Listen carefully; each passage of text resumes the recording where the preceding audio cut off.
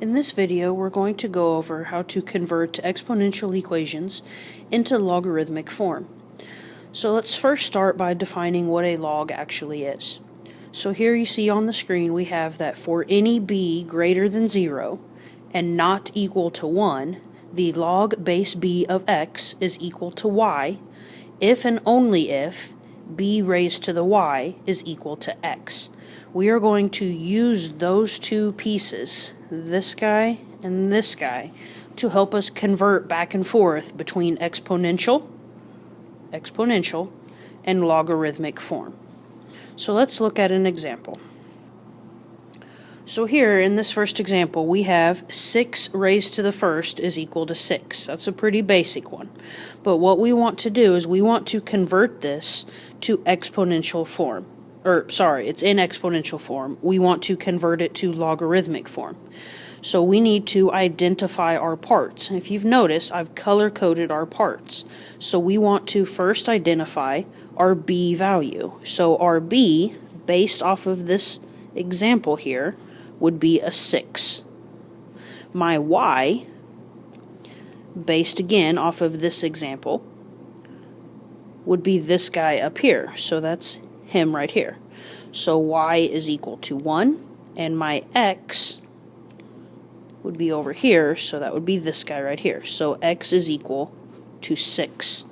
Now that you have identified all three of your pieces, we can reconfigure it so that it matches the logarithmic form. So we want to reconfigure it to make it look like this guy right here. So we would have log base b, well in this case my b is equal to 6 of x, that was my red one, so in this case my x was 6, is equal to my y. In this example, my y was equal to 1. So we converted 6 to the first power equals 6 into logarithmic form, and we get log base 6 of 6 is equal to 1. Let's look at another example. Here we have 21 squared is equal to 441. Again, this is in exponential, and we want to convert it to logarithmic. So we first need to identify our parts. So my b would be this guy right here. So b is equal to 21. My y would be this guy right here. So y is equal to 2. And my x is the red one, he would be right here. So x is equal to 441. Now we can convert this to logarithmic form. So all we do is reconfigure it so that it matches the log form. So we have log base b, my b was 21, of x, my x was 441, is equal to my y, which was 2. So we have converted 21 squared equals 441 into its log form. Log of base 21 of 441 is equal to 2. Looks pretty straightforward and simple, and a lot of times the question is, why are we doing this? We do this to help us. Logs are going to help us solve for when variables are in the exponent. But right now we first need to get comfortable with converting between log form and exponential form before we can start getting into the application problems and how beneficial it will eventually be. Let's look at another example. So here we have what looks to be a little bit more complicated. We have a fraction being cubed. So 1 over 12 being cubed is equal to 1 over 1728. Numbers are larger, but the process is still the same. This is currently in exponential form, and we want to convert it to the logarithmic form. So to do that, we need to identify our three parts. So my b would be this guy right here. So b is equal to 1/12. My y would be this number right here, so y is equal to 3, and my x would be this number over here by himself, so x is equal to 1 over 1728. Now we know our three parts. We can go ahead and reconfigure it so that it matches logarithmic form. So we would then have log base b, my b was the fraction 1 over 12, of our x. In this example, our x was 1 over 1728, and all of that is equal to my y, which was 3. So we now have our exponential form converted into logarithmic form. Let's look at another example. Here we have 7 raised to the negative 2 is equal to 1 over 49. It is in exponential form. It's this guy over here. We want to switch it or convert it to logarithmic form, the guy over here on the left. So again, our steps are still the same. We first need to identify our parts. My b would be this guy right here. So b is equal to 7. My y would be this guy right here, a negative 2. And our x is this guy over here. So x is equal to 1 over 49. We've now identified our parts, so we can convert it to logarithmic form. So we would have log base b, my b was 7, so log base 7 of our x was 1 over 49, and that is equal to our y, which in this example, our y is negative 2. So we've now converted this guy to logarithmic form. Let's look at another example. So up to this point, we've always had just straight numbers. That's not always going to be the case. Sometimes we're going to have variables in there, but the process isn't going to change. This guy is still in exponential form, looks like this. We want to convert it so that it looks like this, logarithmic form. So we still need to identify our pieces.